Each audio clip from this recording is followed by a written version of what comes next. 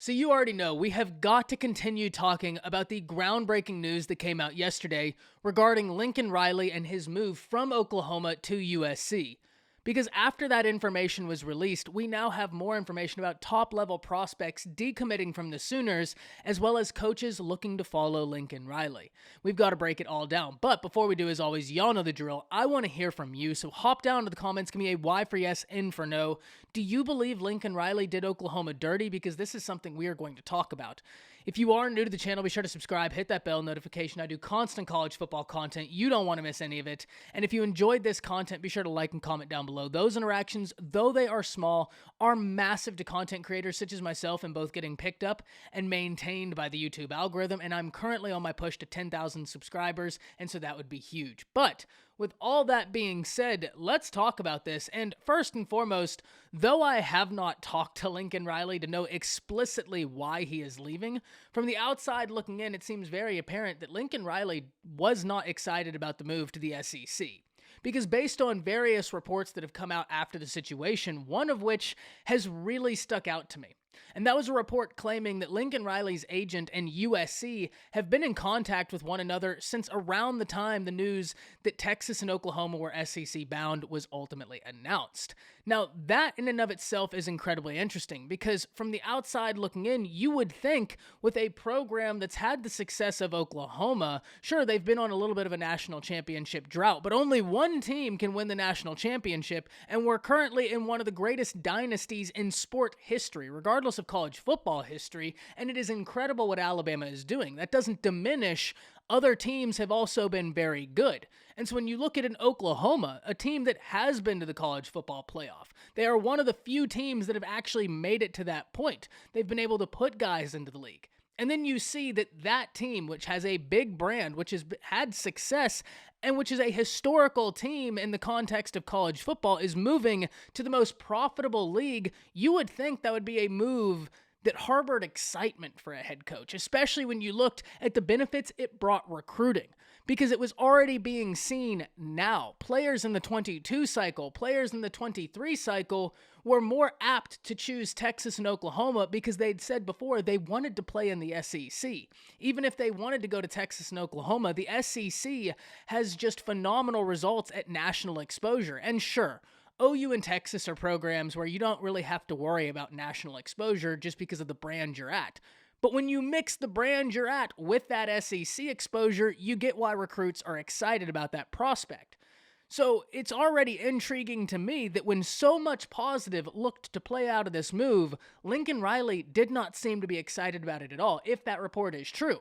Because that would place the timeline that as soon as that news came out, his agent was already looking at other options. And though I am not contending by any stretch of the imagination that Lincoln Riley knew he would not be at Oklahoma over the summer in week 1 and week 2, it does appear that there was some sort of friction there with this move. Like I said, that's simply my opinion. I'm very interested in hearing from y'all because I haven't gotten to talk to Lincoln Riley. I don't know explicitly why, but from the outside looking in, that's all I can arrive at. And you know, when we talked about recruits already being excited for this move, now we need to talk about how this is affecting recruiting. Because Lincoln Riley left Oklahoma in a very precarious situation. And that's why I raised the question in the intro. Did Lincoln Riley do Oklahoma dirty? Because first, we need to understand that college football is a business. And in businesses, if you are offered an opportunity that pays more, 9 times out of 10, you take that opportunity. It's just the way the world goes. But that doesn't mean that there aren't ways to go about doing this. And one of those things was the nature in which this happened. And I brought it up yesterday, that Lincoln Riley was emphatically denying the LSU coaching job. And he was right. He didn't end up going to LSU. But the way he gave that speech made it seem like he was at least content with his present circumstances, only for less than 24 hours to go by before the news broke that he was on his way to USC. We get that these moves happen in college football. That's completely natural. And especially with a guy like Lincoln Riley, when you looked at his age, when you looked at his prowess, that he was an offensive mind in an era that is really taking offensive football to the next level, you knew his time was limited at OU. The NFL was inevitably going to come knocking, as they've done in the past, but eventually an offer was going to be made that was too good to refuse. Now, personally, I didn't think that was going to be this year. I thought that that would be much more time. I thought Riley would be chasing at least a national championship with the Sooners before he closed that chapter and went on to the next. But after a loss to Oklahoma State, in a year in which you had such a good recruiting class this year, and in the 23 cycle, and I said this before, the 23 cycle is a long ways away, and nothing is guaranteed that even if Lincoln Riley stays, those recruits stay. We've seen recruiting. Anybody that keeps up with college football recruiting, you know how this goes. Kids commit, they decommit. However, here's what I will say. You had a rare blend in that 23 class because you had a quarterback that wanted to play for Lincoln Riley and guys who wanted to play for that quarterback. And so though I'm always of the mindset of, hey, don't put your eggs in the basket of a recruiting class that is over a year away when you have a recruiting class right in front of you, this was a little bit of a unique basket to put your eggs in. And one that even I, who can be a little bit cautious about those sort of things, were looking at thinking, well, if there was ever a time to put your eggs in that basket, that's the basket. I bring all that up to highlight all of these positives that he had. But to leave Oklahoma in the manner he did, where the speech given to the team was just a simple hi-bye from my understanding, and now Bob Stoops is back as the interim head coach, it does make you wonder. It feels a little bit dirty, and that's why I posed the question, did Lincoln Riley do the Sooners dirty? Because it's easy to understand that, yes, this is college football. People are going to move for other jobs. But at the same time, when you look at the timing of everything, it just doesn't feel right. And this has already caused massive implications for the Sooners. Because if we look, this has already caused a snowball for the Sooners. So I apologize for what may be a jarring cut, but as I'm editing that video, news breaks that Spencer Rattler is leaving Oklahoma, a news story that I don't think is super surprising, something that many may have thought could have happened even if Lincoln Riley stayed, but it becomes an even bigger storyline in conjecture with the storyline already present, with Lincoln Riley present. And it does raise the question, could we see other players leave the University of Oklahoma? And it is absolutely something we have got to watch because, as I said in the video you're currently watching, and when it gets back to it, the transfer portal gives players options, and that is a good thing. But, and the flip side of that is these players now have the option to leave because Lincoln Riley's not there. It's just not relegated to recruits, which really underscores the necessary hire of a great coach. But now with that, I'll let you back to the original video. They've already experienced multiple top-level prospects decommitting.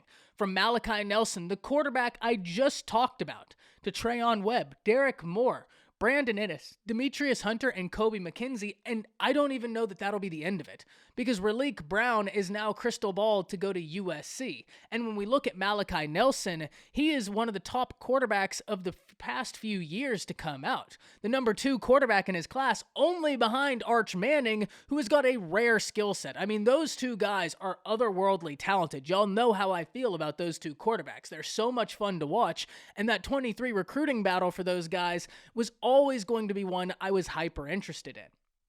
But now that he's not there, you have to imagine what that means for the guys that went with Malachi Nelson for that class. And make no mistake, I'm not saying that every single player is going to decommit from Oklahoma. That's not going to be realistic. And there are plenty of people who will stay committed to Oklahoma because, one, they like Oklahoma in general. It wasn't just about Lincoln Riley. It was about more than that. And you hope that they can keep their position coaches, something we will get into very shortly, and how that will also be big.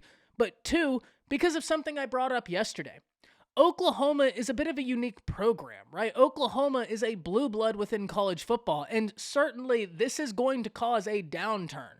But I don't think it's going to be some massive downturn that sends Oklahoma into the dark ages, especially when you look at the success of other programs in rebuilding, right? Tennessee may not be the team many people think they should be, but Tennessee is better than I thought they would be this year. And hey, credit to the head coach there for being able to rebuild in the chaotic year he had when you looked at the NCAA investigations about them giving out Happy Meals, cash in McDonald's bags. That was wild. And when you look at the success Tennessee has had, that's something that should give Oklahoma fans at least some cause for comfort. But the right hire must be made. And it must be made sooner rather than later, because I just gave that list of prospects who've decommitted. That list could get deeper and deeper if a hire is not made soon, and a good hire. And it's not even about just the head coach hire at this point. What coaches are you going to be able to keep on staff with the new head coach? That is going to be important, because you have got guys on this Oklahoma Sooners staff that are fantastic recruiters. But Lincoln Riley knows they're fantastic recruiters. So the ability to hire a good head coach soon to be able to try and keep those guys is going to be massively important, because there are already names that are leaving with Lincoln Riley to go to USC. Alex Grinch, the strength and conditioning coach, is also heading with Grinch to USC, as well as wide receiver coach Simmons, which is a big loss because Simmons has been big for Oklahoma in wide receiver recruiting. Alex Grinch was an individual who, though Oklahoma's defense this year was not at all what we thought, they had a lot of injuries on that defense. And so it's very hard for me to gauge how much of that was truly on Grinch and how much of that was just an unfortunate year in the injury department. But what I can say is that the defense never looked the way we thought it should have going into the year. Although, to be 100% fair, as I have always said, the defense has continuously improved under Grinch. So the Grinch loss is a big one. But there are rumors that other big names could go. Nothing has been confirmed, but names that you certainly don't want to miss out on. Because when you look at the list of recruits you've already missed out on, I mean, losing the guys in 23 is big, but losing the guys out of the 22 class, that really hurts. Because National Signing Day is right around the corner. At least in the 23 class, you have an entire year to build back ground on that. The 22 guys? Heck, National Signing Day is in a few days, at least early National Signing Day is. Regular National Signing Day only in a few months, and with the move Lincoln Riley did and taking assistance with him, that's putting Oklahoma in a really tough position. Because if we just look at one recruit individual, Derek Moore from St. Francis Academy, first and foremost, a little bit of a pause. St. Francis Academy is that school. If you don't know about them, look them up. They produce top-level guys. The guys are really well coached, very talented, and that's a high school to keep your eye on, because I guarantee you'll be hearing it again for future recruits. But Derek Moore, hailing from St. Francis, going to Oklahoma, was a huge win for this Oklahoma team, a team that had continuously been synonymous with offense, but that was starting to change, and Derek Moore was going to be a massive part of that, as well as a Gabriel Brownlow-Dindy. Now, good for Oklahoma. Gabriel Brownlow-Dindy is a legacy. His parents met at Oklahoma. There's a lot of personal attachment there, and I'd be surprised if he left because of that personal attachment. But Derek Moore is already decommitted from the Sooners. He was the second highest rated prospect in this 22 class for the Oklahoma Sooners per 24/7 Sports. And so that kind of underlines what I'm saying. A hire must be made soon. Now, you can't rush it. You can't make the wrong hire. You must make the right hire, because this is still Oklahoma we're talking about.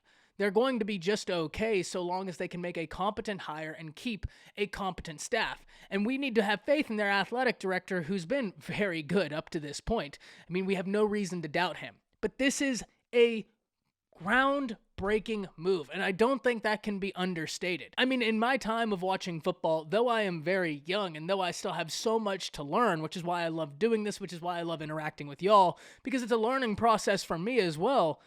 I mean, I can't count on my hand too many bigger hires or too many bigger coaching changes than this. This certainly ranks up there with them, especially when you look at the timing and everything. So to circle all the way back to end this video on what I started this video on, did Lincoln Riley do Oklahoma dirty? That's tough to say, because this is a business and he made a business decision. But just because you make a business decision, I don't think that makes it mutually exclusive from it being dirty. And I have no doubt that he didn't intend for it to be dirty, but other people are affected. And people have pointed out that recruits are affected by this. Now, in fairness, that's the positive of the transfer portal, that now that a kid who is recruited to Oklahoma, if their head coach leaves, they have the ability to get out of that situation because they may have been lied to, but that doesn't make it right for the fans. Right? That's an outlet for the players, and a necessary outlet for the players. And this underscores that necessary outlet, but it doesn't make it right for the fans or for the individuals that support the team. And I'm not saying you revolve every decision around the fans, but that still is in a really precarious situation. I'm really interested in hearing from y'all. That's it. See ya.